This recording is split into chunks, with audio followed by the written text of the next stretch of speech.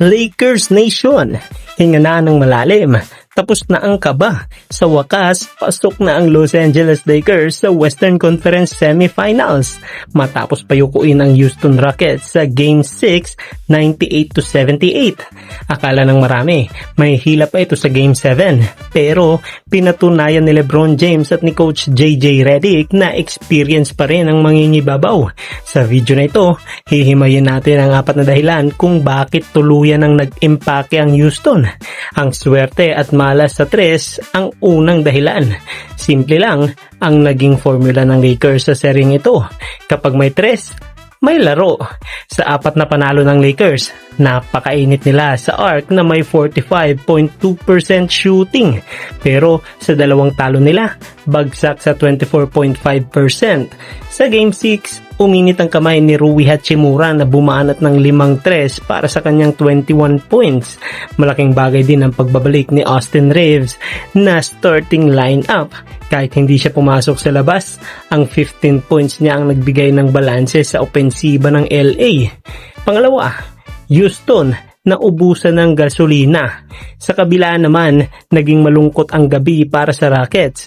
35% overall shooting lang ang nakuha nila at sa 3-point line, 28 lang ang pumasok. Sabi nga ni Coach Ime Udoka, kahit anong ganda ng depensa mo, hindi ka mananalo kung 78 points lang ang score mo. Sayang ang double-double ni Alperen Sengun at ang muntikang triple-double ni Amen Thompson dahil hindi ito sapat para ituloy ang serye. Pangatlo, LeBron James, the closest man. At syempre, hindi pwedeng hindi natin pag-usapan ang 41-year-old na si LeBron James. Matapos ang 2 sunod na talo sa Game 4 at 5, pinuhat ni LeBron James ang team. Sa second quarter pa lang, tinalo na niya ang buong score ng Rockets, 14 points laban sa 13 ng Houston. Tinapos niya ang gabi na may 28 points at 8 assists at 7 rebounds. Ayon kay Coach JJ Redick na nakuha na ang kanyang kauna-unahang playoff series win bilang coach. Ang leadership ni LeBron ang nagbigay ng kumpiyansa sa buong squad. Pang-4, ano nang susunod? Para sa Rockets, kahit talo, maliwanag ang kinabukasan. Maraming bata at talentadong players tulad nila Sengun at Thompson na siguradong magbabalik ng mas malakas.